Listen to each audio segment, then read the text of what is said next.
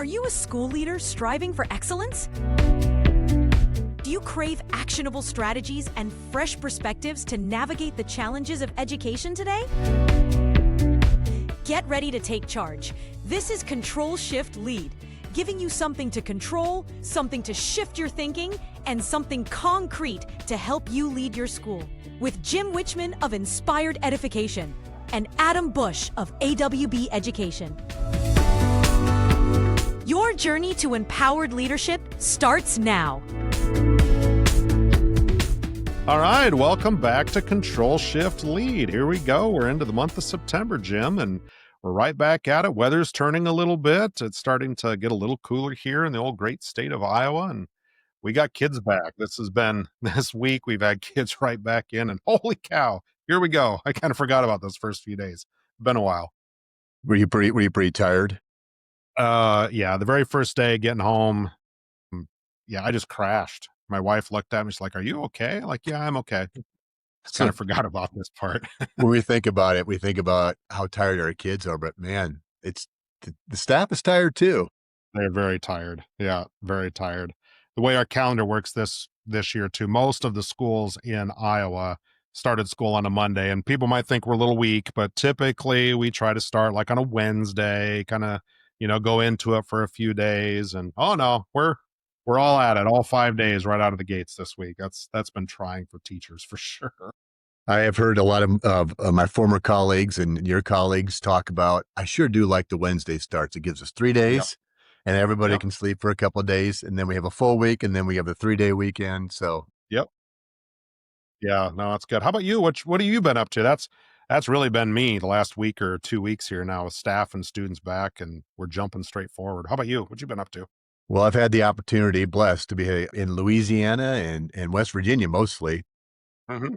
Do a lot of the opening keynote speaking or convocations with a lot of some amazing people. I mean, I was really deep in Louisiana and it was just amazing. Actually, there's a town right next to Louisiana, the town I was in, Jennings. The town is Iowa.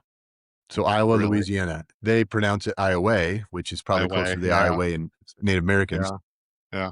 Then West Virginia, if you have never been, is one of the most beautiful states I've ever been to. Where at Especially in in West the morning. Virginia were you? Like where general area of the state? Do you remember? Yeah, all over. So basically, Okay.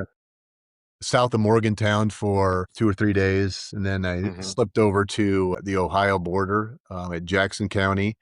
And then back on the other side, southern. So it's like borders Virginia. So I kind of like zigzagged through the state. And one thing is for certain, there is not one straight road.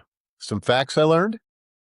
It's the only state that has 100% of the state is in the mountains. That's where the first Civil War happened. I was in that town, Philippi, West Virginia. Yeah. The people are just amazing, though. Here's another fact. I see a lot of cemeteries on lands, like they're family cemeteries. Yeah. Okay. So they explained to me that they don't have a lot there in West Virginia, but what they do have is land, and land very important. So it just gets passed down generation to generation. So people already know kind of where they'll be living in the future, which is it's kind of cool. Yeah, that is interesting. That's cool. So back to the cemeteries on the land, I learned that kind of like rattles me, like, what happens if you move? Well, they don't move, or they'll pass the land down. Passes down. Except I was golfing there. I got an opportunity to golf in this mountain, and on hole 14, there's a cemetery, family cemetery. So sadly, the people had to sell their land. Oh, that's too bad.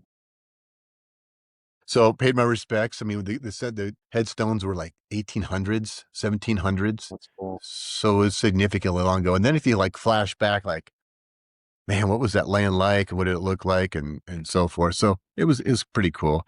Again, the people are amazing and just the way that they received the message and the value that they have as educators and the dire need that we have to celebrate each other. And if we don't celebrate each other, no one will. It really is. Right. It really is about, we have to lean in as educators and celebrate the little things because we matter. And that's one of the things that I really walked away from West Virginia feeling accomplished. And I really appreciate the gratitude that they reached back out. I mean, Jackson County are just like so full of energy. Barber Mhm. County, they so grateful. They came up to me numerous times afterwards. In fact, the instructional coach just bought me a Dairy King ice cream treat, which Dairy is cool. King. Okay. Harrison County, the people just rolled with it. The middle school, it was just wonderful. And then it ended with this tour in West Virginia ended with Monroe County, where, man, it got pretty emotional in a good way, where people were just really grateful and just leaning into each other. So it left me kind of like a little emotional. So a different kind of exhausting that you had, but it's also self-fulfilling where you're still feeling like you're making a difference with that. So I I was appreciate I was that. Yeah. following you along on your Instagram and everything else. I'm not gonna lie, I was a little jealous. There were some really neat pictures there. You can see the people were really engaged in the work you're doing. That was awesome. Yeah. Stepping in this month is really going, the leadership coaching really kicks in, and I'll be in, I don't know, I think it's 6 different states in this month, and just really some really neat people that I love that we reach out, and administrators don't really get a ton of support when it comes to individual support. It's usually Very group true. or, call me if you need me. People Yeah. don't really know. So when Yeah. you have a coach and I get to be that person for people, says that there is a need to lean into our administrators, and we got to keep them in the profession. That's for sure. Yeah. That's absolutely for sure. Well, I'll tell you what, we have kind of a surprise today. So threw out a question for some mailbag question, or threw out a request. Invitation. Here we go. Invitation. I'll spit that out eventually here. Threw out an invitation to see if anybody had any mailbag questions for us to talk about. And we got two. We got two already. We just threw that thing out there. So thank you to our listeners out there that already coming back with some ideas for us, which is awesome. So when we get back from our commercial break, we're going to go right into our control portion of our podcast. And we are going to start with our first mailbag question. So stay tuned. We'll be right back after this. Where is your kid headed after high school? We are from Carpool to College, 2 accomplished educators, college and career consultants, and parents who guide families through the entire journey, from freshman year planning to senior year success. Subscribe wherever you get your podcasts.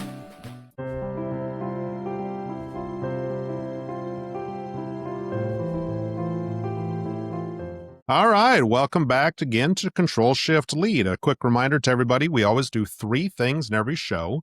We are going to talk about something that you as an educator can control, something that is going to help shift our thinking, and something that we can use to help lead. Now, you notice I said this time, Jim, educator, didn't just say leader, because the more you and I have talked about this and the feedback that we've gotten, it's really obvious to me that it doesn't matter what role you're in within a school district. All 3 of these things can matter to you, and they certainly can Yep. help you in your work of getting better. And a perfect example is our first mailbag question that we're going to talk about here comes from a teacher. This is from Noah out of Colorado. And Noah says, I am a new teacher and often feel like my ideas aren't taken seriously in department meetings. My department head is great, but I think they unintentionally overlook my contributions. Do you have any advice on how to effectively voice my ideas about new teaching methods or classroom technology and ensure they're heard without sounding like I'm challenging the established curriculum? Again, Noah from Colorado. Noah, that is an amazing question. That's a really good Yeah, I love the fact that he's like, I don't think this is intentional. I don't think there's a Yeah. malice to it. It is, Yeah. like, so how do I do this? How do I get into it? And Yeah. Noah is got the same question going as, I don't know, probably every other first year teacher. Exactly. And we've all been there. We've all been there. I mean, the technology may have changed a little bit for what we're talking about for you and me compared to Noah here, but yeah, we've all been in that boat. So, Jim, first glance, how do you answer that question? What would you start? Well, the first thing I look at is, again, applauding Noah for, seeing that, looking through the eyes of others. And I think that phrase, it's one of Jimmy Casas's premises from his book Recalibrate, and it's looking through the eyes of others, and it's really kind of just, so what do I know? So the first thing is, when we're in the control that we talk about, is controlling what you can do. And so the first thing is continue to teach the way you are, listen to the ideas of the others. And if those ideas aren't being heard, or you're not maybe being asked, about what those ideas are in the group meetings, it's okay. And there's a couple reasons that are probably for that. So I would highly encourage you to, Noah and everybody else that has that, is to set up a meeting with one of those teachers. So it's like a one-on-one situation, and not as a challenging. It's just like, how do I hear these ideas. I would like to share my ideas, but I don't know if people are hearing them or even wanting to hear them. And then I also think about now looking through the other lens, and you just got done, saying we've all been there. Yeah. Every one So of the us. last thing we want to do is overload the new teachers. Yes. Yeah. And I think sometimes too, like, I don't know here if Noah means new teacher, new to the profession, could also just be new to this school. That's still a new teacher. It's still a new team dynamic, and how all of those personalities will work together. And you have to take time to build that trust, so you have the opportunity to have real conversations about how we can move forward and how we can do that. We all know that when things get tough, everybody reverts back to what they're used to, what they're comfortable with, versus the challenge of something new. It does take a little bit of time to get to that. So one thing I want to make sure we're also clear on: districts hire new staff members so they could be more like the new staff members, not vice versa. We don't want people to come in and do everything what we're doing, do just what we've already been doing. We want those new ideas, because we have to continually evolve in education. If we stay stagnant, our students are going to, I'm going to guarantee that in every school district, our students are telling us they need something different based upon behavior data, attendance data, and academic data. Great point. So we need to be evolving. And the other part of, if I've been teaching a certain process or method, I may not know. And then it's also becomes a little scary to, what does that look like? So I'm going to go back to, and Noah and everybody else like that, is control what you can. And that is set up those individual meetings just to work through and build a trust with them, that you're not trying to be malice. It's just, how do I get this? Because I need ideas too. And we want to have that give and take mold, because it's really about the students as they're coming in with that. I like how you said have those meetings. Sorry to interrupt you right there, Jim, but I like how you said have those meetings, because I think too often we let that go too long. We just assume it will happen. And many times, and Noah even says it in his email here, doesn't think it's intentional. Brene Brown, clear as kind, right? We got to be clear. We got to take the time to just start that relationship, start that conversation. Otherwise, all we're doing is wasting time waiting for something to happen that we need to do. We need to go and have that conversation. So what we need to have is also our energy is going to be at top notch. And if we have that undercurrent of doubt or wonder or whatever the case is, that's going to be pulling our energy, and we need it for our students and so forth. So it's really just like leaning in, having that. Now, with that said, I also heavily believe in the DISC profile, personality profile. As do I. You knew it was going to come up. Yeah, I did. But as a principal, right? Yeah. As a principal, I leaned into it with the staff, and then now as a coach or workshop person, I leaned into it as well. And that is, first of all, we got to know who we are and how we communicate. There's a lot of different ways you can personality profiles or whatever the case is, but the DISC gives us like 4 simple ways. And you have to know who you are and what you're about first. And then the other 3 is, how do I speak the different languages there? Because we tend to hear and understand better, comprehend better in our own language. So if someone's going to, great example is, Adam, you and I are opposite ends of the spectrum, but it works because we lean in and we value the expertise, or what I would call the superpower. And so I think if I'm Noah, I'm also going to be like, okay, what is this DISC profile? What does this actually mean? And then I probably would be leaning into something like that. I think I wonder if go ahead. I was going to say, if their school district doesn't do, and a lot of school districts don't, a lot of them do, or a version of this personality profile piece, I wonder if that would be something where, like, hey, this might be something. There's a lot of free versions out there. They're not nearly as in-depth as some of the stuff that you work with, but at least give you a start, to give you that start of that conversation. And anytime we have a new team, we need to take the time to really talk about how we operate as a team. It's not just that easy of putting 4 or 5 educators in a room together and say, go. It's not that simple. We have to be intentional. Dynamics matter. Yep. We have to be intentional with that. And I think about, Elaine Aguilar has something in one of her books. The Art of Coaching Teams is one of the things that she's got there. You're right about the DISC profile. What I'm talking about is actually free. In fact, if listeners wanted to reach out to me directly, I'll connect you and I'll give you slides from my presentation, some of my training. So because it's so valuable. It I mean, is. our purpose is to support educators.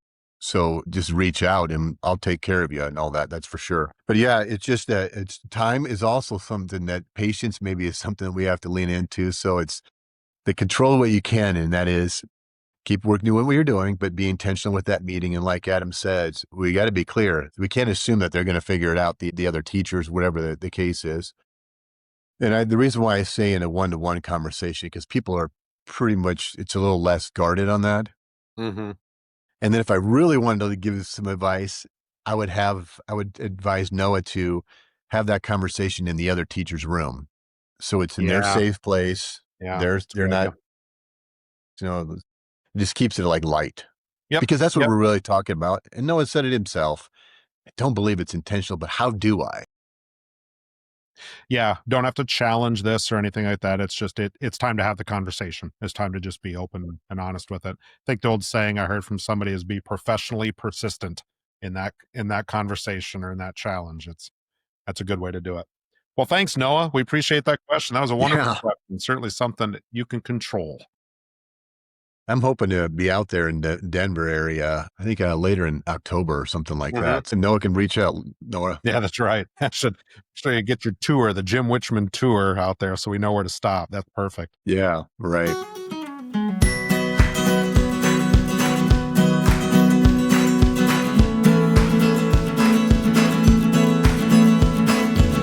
Thanks for staying with us. I'm Jim Wichman. I'm here with Adam Bush in our Control Shift Lead episode. We've been covering a lot of ground for new staff and about what it's like to, what we can control with how we navigate certain things and the value and the importance of not letting things fester and creating an undercurrent. Leaning into it, Brene Brown, clear as kind of concept. We're going to take the show a little further and look at our shift and look a little deeper on what are some practices that we might have in place that we might need to shift a little bit to change a direction, evolve to a different direction, or be more intentional.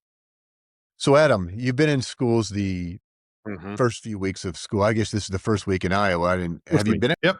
You had a chance to get into school buildings so far? I have. One that I lead. Part of my roles, I do lead one's kind of a small, program. It's been good to see those kids coming back. I've made it to every school so far. Wonderful. Which has been awesome. Yeah, and it's great. Those first few days, you and I both spent a lot of time either middle school or secondary. I spent a lot of time in upper secondary. So I'm not going to say that elementary kiddos are, the thing I'm most used to dealing with. I'll tell you what, I just love them with their excitement. And one of the elementary buildings, I was there as buses were coming to let kids out for the day. It was first day of school, and some little guy comes running by and like, "Hey man, I was first day of school," and he looks right at me, 2 thumbs up, and goes, "It was awesome." See, that's just praise. I love that. It was just great. I went and found the principal real quick, said, "Hey, at least there's one kid right there that is super excited about coming back tomorrow." Now, he might have been a kindergartner, so he might not realize like he has to come back every day now. Every single day. Here's the other thing. If it was a kindergartner, they were awake because they get really exhausted through the day. It's been a little short stint as an elementary principal.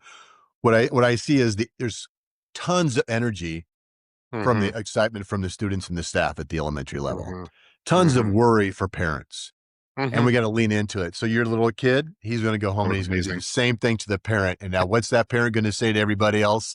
This is just exactly what you said. Exactly. We get to the middle school. We got that worry on their kid's face. At the end of the day, if we can get them doing that, says a lot about our staff and where our staff is pouring into the people and seeing the value of that.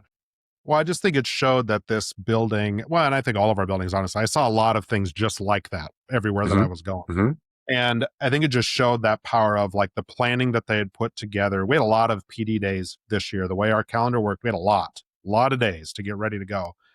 But they had a plan, and you could see that it was rolling out. They had, that first day was successful. It was really successful in a lot of our buildings, and certainly something to be proud of. I think when we start talking about the planning of that, which a lot of parents don't understand, is the planning for those days didn't start in August. It didn't start in July, and it didn't start in June. Yep. That started in April and May as they were trying to wrap up one school, the planning of what that could look like Mm-hmm. when the kids would come by.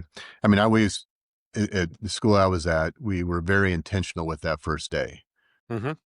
Well, actually, in the planning of making that transition started for me, it was for our school, it started in February when I would go to the schools and sit with Sure. their students, talk with those teachers, because those teachers were going to be the ambassadors come parent teacher conference. I needed them speaking to on our behalf.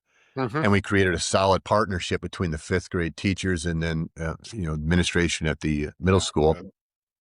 so that they don't go into the big scary place. Yeah. It was That's this right. transition that started there. They knew the principal. They went home and talked to the principal. They went home and talked about the principal. Talked about. They Yep. replied to the 3 rules I gave them about how to be prepared for a middle school, which was finish strong. And they heard me endorse the teacher. The Mhm. second one was wear deodorant, which that got Mhm. a lot of chuckles along that and a lot of praises from parents and teachers. And the third is know your advisory teacher, your homeroom teacher. Because when they came in, it wasn't go find your class. It was, we're going to come to you and we're going to take you to your class and we're going to teach you how to be a middle school student here. So you didn't have to worry about things. Mom and That's right. dad didn't have to worry about, can the kid open the locker or not? Nobody had to worry about getting lost or what lunch looks. We taught them that. We were intentional with that planning, like you Yeah. said. And I think about whatever happened at that elementary school, the planning was very intentional with that. And kids got a common experience using common language. There's no doubt about that. And in any of those, I think you have 10 schools in your district? Yeah. Something like that. Yeah. Pretty close. Yes. 10 buildings. Got 10 buildings buildings? with our programs, everything else. Yeah. So Yeah. no, Yeah. it's got a lot going on there. But it's interesting though, you talk about that planning piece. And I know, as we were chatting before, I think you were out west, California, someplace that we're California.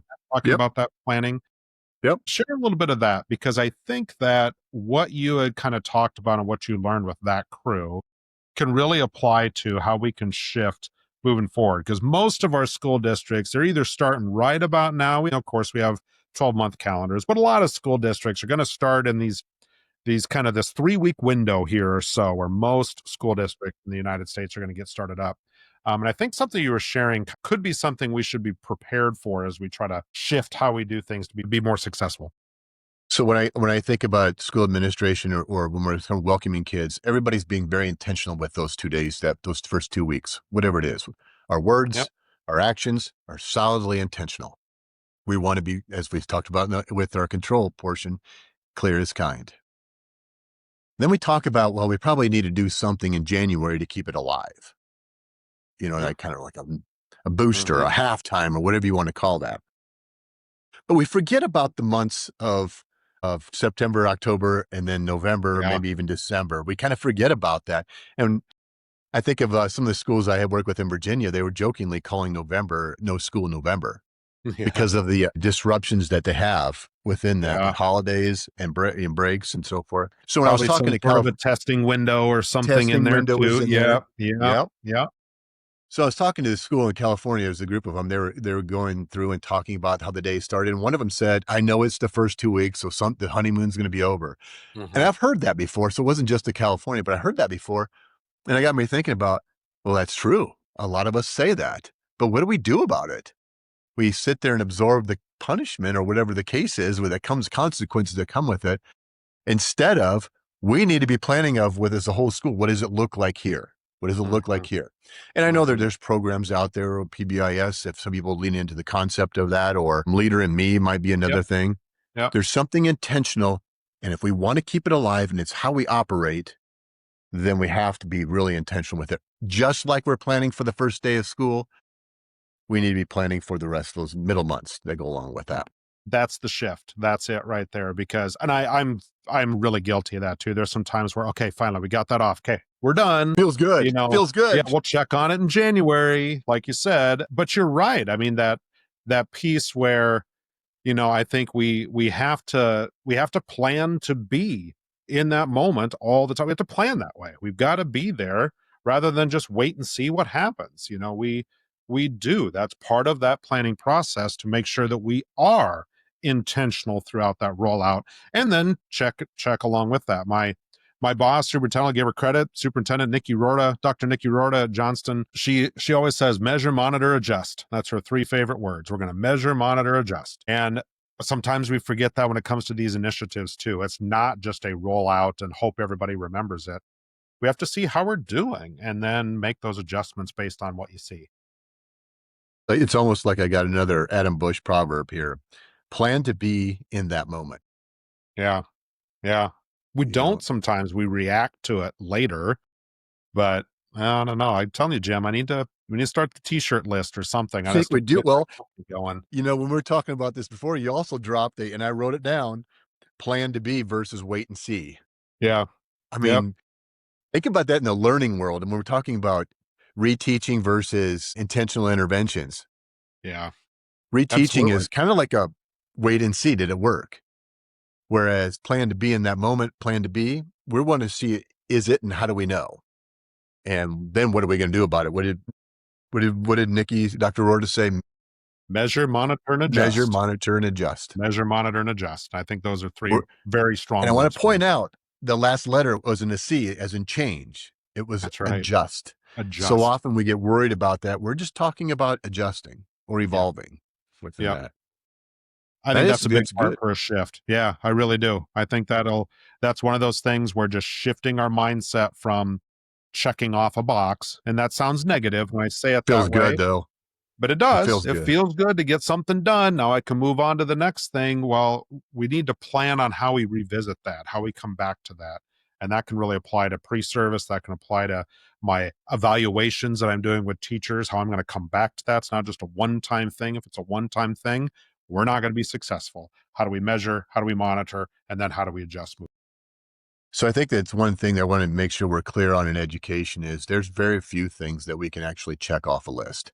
Mhm. And the reason why that, sometimes that can be frustrating, especially for those who have that personality where they like to list, cross them off, erase them, do whatever, check, Yep. feels so Yep. good, rip out the page, throw it away, it feels so good.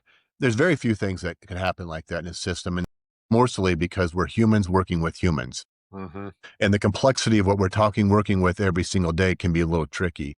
So we need to lean in and understand this is a part of our world that we operate in.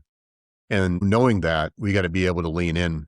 And I like how you're talking about plan to be in that moment. I had to write it down because I like it so much. Plan to be in that moment versus wait and see. And if we don't plan to be in that moment, we're going to create our own little undercurrent, which is going to drain our energy and it's going to drain the energy of others around us when we need to be saving and conserving that energy for our students. Yep. Absolutely agree. Okay. Hi, I'm Dr. Lisa Hill, a longtime educator of nearly 40 years as a teacher, counselor, professor, and vice principal, and I've seen just about everything public schools can throw at you. And now I'm sharing my tales on my comedy podcast, Vice Principal Unoffaced. It's where school leadership meets laugh out loud stories. From underwear required parent teacher conferences, yes, really, to staff lounge confessions and more, you won't believe. I'm telling it all with humor and a whole lot of heart. I also tackle the serious stuff too, like what schools really need to change and those behind the scenes moments no one talks about. So if you're ready to laugh, learn, and maybe even cry a little, but mostly laugh, join me and my 90-year-old mom, my unofficial co-host, on Vice Principal Unoffaced. New episodes drop bi-weekly on Apple Podcasts, Spotify, or wherever you get your podcast fix. Trust me, this is one detention you'll actually look forward to.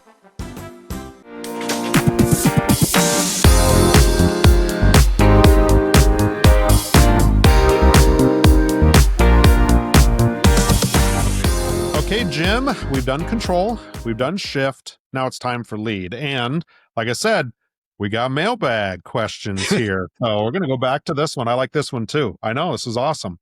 So I'm just going to read this one off. Ready? Hello, my name is Mia from Texas, and I'm a big fan of the show. That's awesome. Thanks, Mia. Thanks for reaching out.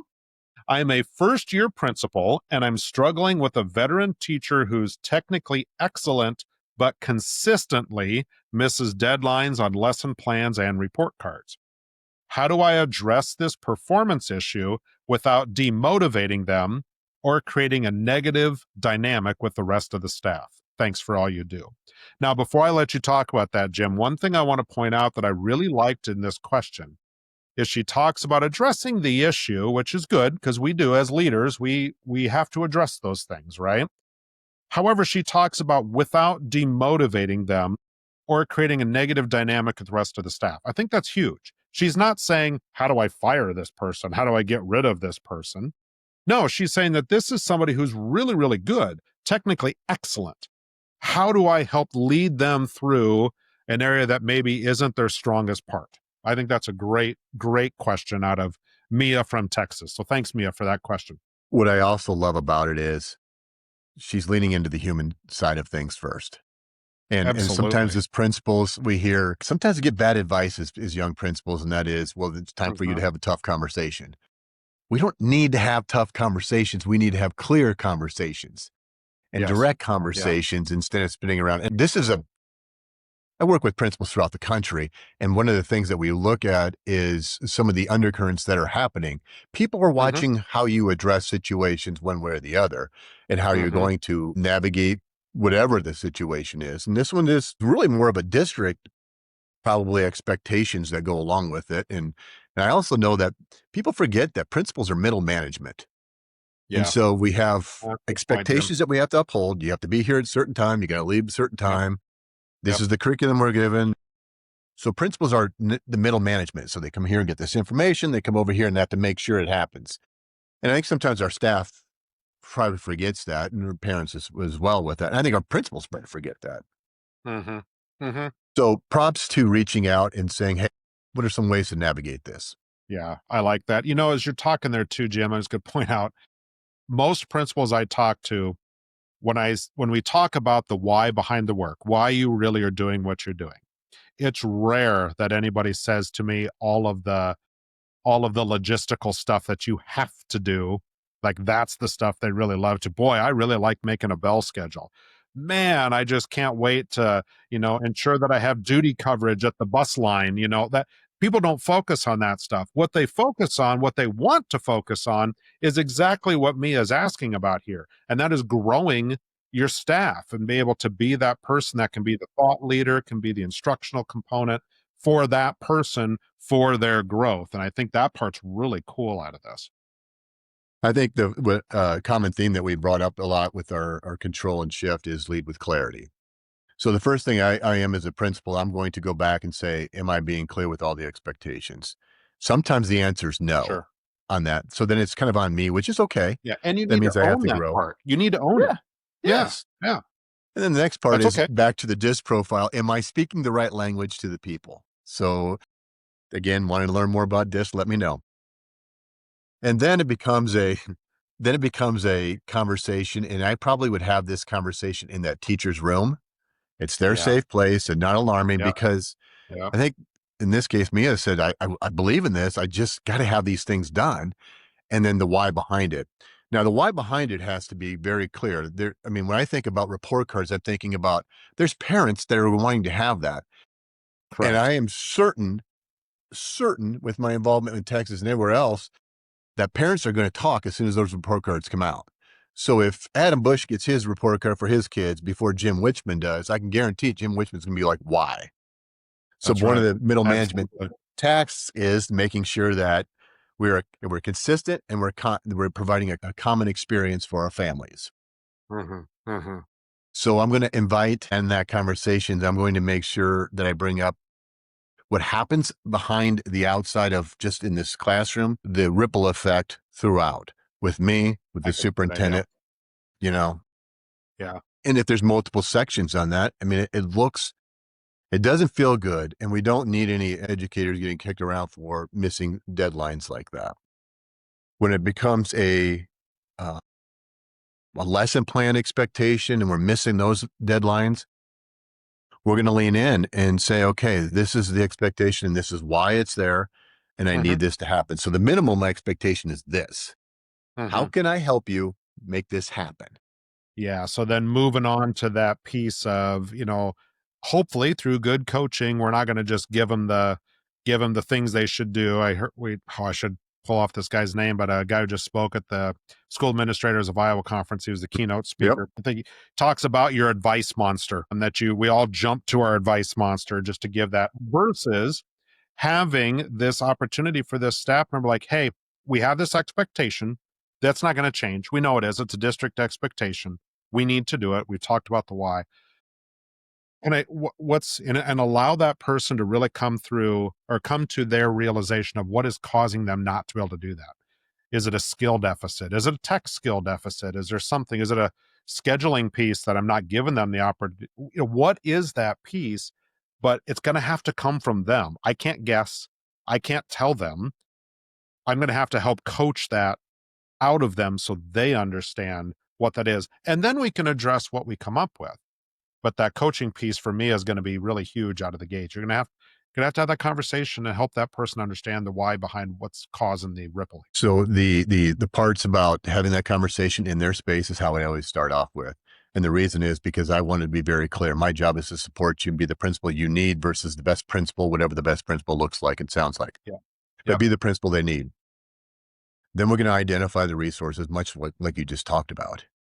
And then we're going to come up with some solutions. And that solution may not be coming from the principal. It may be coming from an instructional coach. It might be coming from a colleague, but we're going to partner up on how do we get this done. Would you say at the last session, plan to be in that moment? So we need to plan to be in that moment. So when we come up with like a plan, a structure plan of support for that staff member to get that accomplished, it might mean a colleague is going to partner up with them to make sure that they're getting them done at the same time or whatever the case is. I will say this though, be very clear on this, letting it go, people were going to notice. And then there's your undercurrent right there of it's going to chip away at your culture.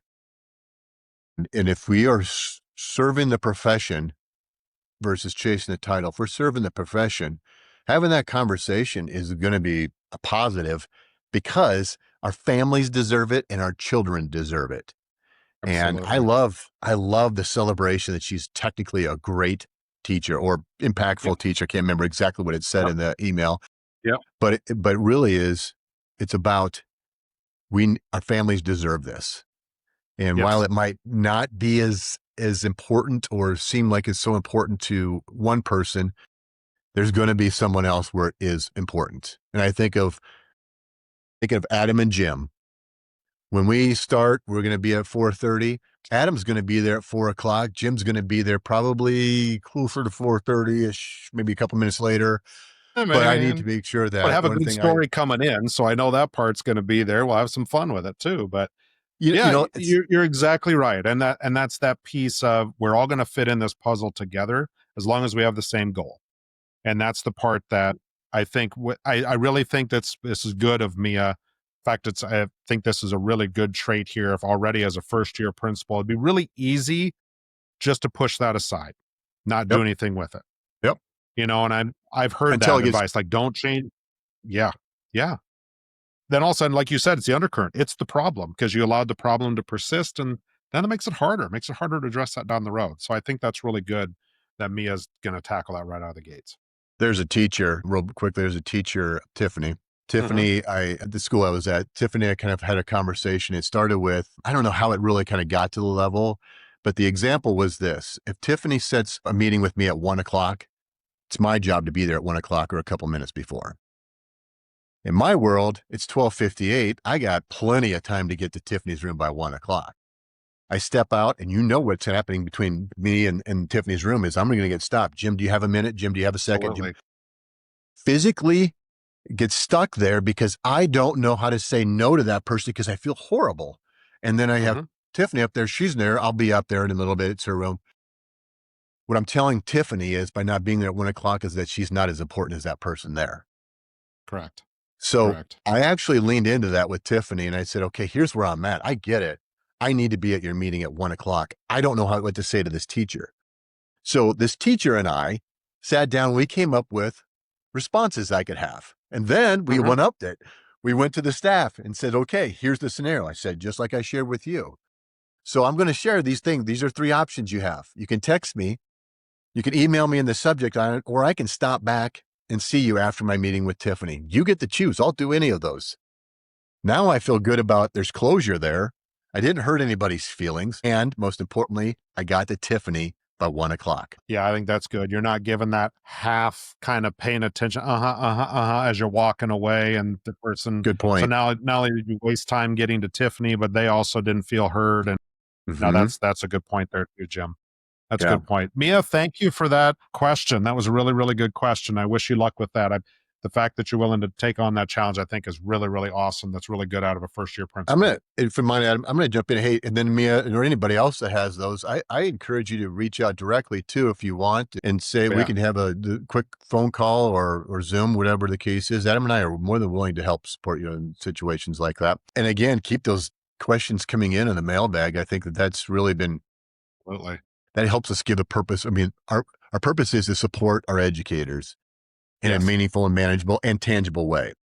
Yes. If we're not hitting the mark, then we need to evolve as well with that. So, but Mia and Noah, thank you for reaching out. All right, Jim, that is going to wrap us up today. Another episode of Control Shift Lead. Can you give us a quick recap on what we talked about today?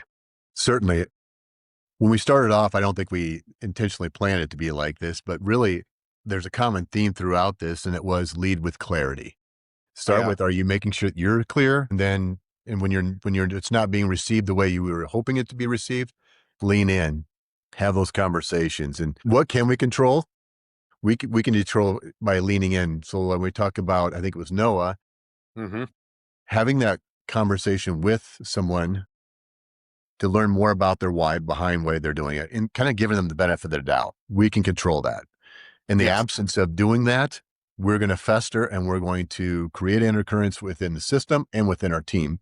So we want to make sure that we are leaning in. As a shift, how would you say it? Plan to be in that moment. I love that phrase. Plan there. to be rather than wait and see. Yes. And to Yeah. be versus wait and see.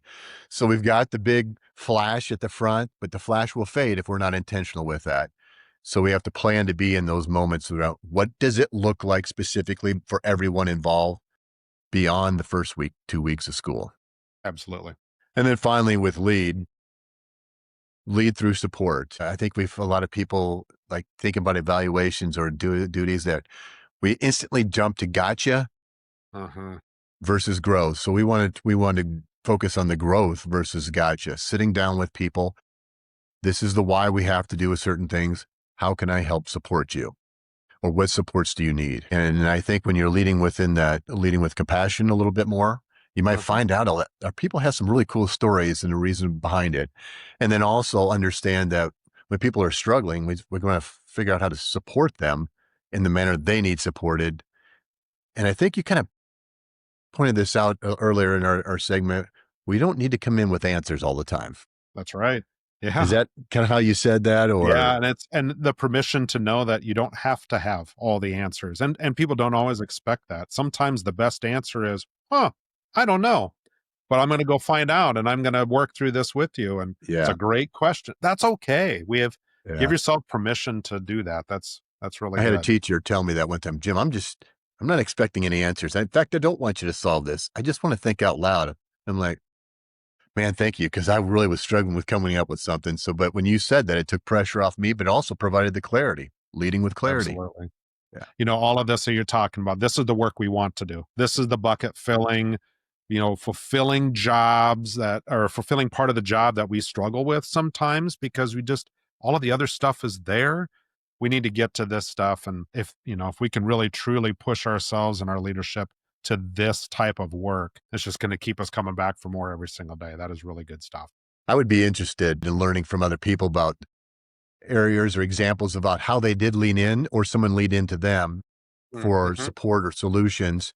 And, or, how do you do more effectively, you do your job more effectively. I would be interested to hear those stories about how others have so that we can share them and others can kind of like work together on that. Absolutely. Yeah. So, and that's a great point. So Jim is saying that we would love to hear from you.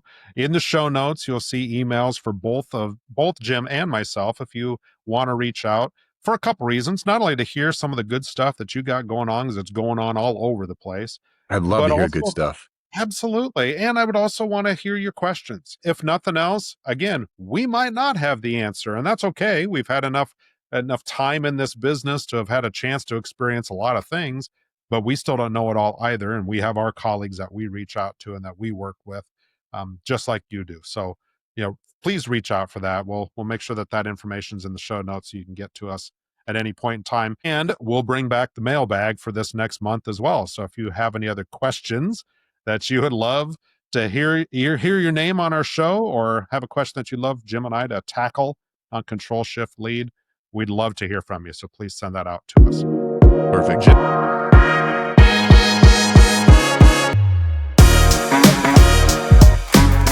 Perfect. Jim, what does this month look like for you? What's going to be the next few days? So the next few days is kind of like a little break, but then I start into some virtual coaching. Next week was a lot of virtual coaching, actually. And then I headed back over to West Virginia to no offense to anybody else, but my favorite spot is Upshur County, because there's so many wonderful people that I've been there with for 3 years. Cool. I do love the people in that state. That's cool. Slide over to Arkansas for a little bit, slip up to Nebraska for a little bit, and then out to Virginia for a few days out there. But other than that, and then I end the month with, I'm excited about getting away with some friends old neighbors and my wife. We're going to slip away for a little mini vacation. Oh, good for you. Good for you. I will be shocked if I make it out of central Iowa for the next month, but you never know.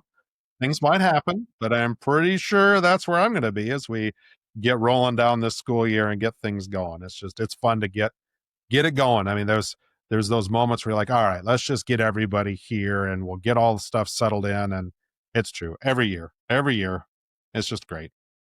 Well, one of these days I'm going to have to get over to Johnston and get in some of those buildings with you just to see some of the great things happening there and see how the principals there are planning to be in that moment. I got to get that phrase up. I'm embedding it in there. I'm still kind of proud of using the term power of simple. I mean, that's right. Can bring I'll come up with another one for you for next month. I'll just keep feeding you stuff you can use. I love it. I appreciate it. Well, thank you, listeners. We appreciate you coming on with us again. And this month, if you want to, on YouTube, you can watch Jim and I if you dare. But you can see us, see Jim's excitement and energy, and see me wiggle around in my chair all the time. It's hard for me to sit still, but if that's something you're into, we're on YouTube as well, and we'll try to keep that going each month. Jim, thanks. Listeners, like I say, no matter what, under any circumstance, are you ever alone? Adam and I are here always for you, but you also have other people. Education can be a lonely position, but only as lonely as you want it to be. And we ask that you reach out because we wholeheartedly believe that you do matter. So thanks for listening to us, and we look forward to the next episode. You've been listening to Control Shift Lead, brought to you by Inspired Edification and AWB Education. We're glad you joined us for today's discussion on empowering school leadership. To dive deeper and explore more of Jim and Adam's work, find us at www.awbeducation.org. Thanks for listening. We look forward to connecting with you again soon.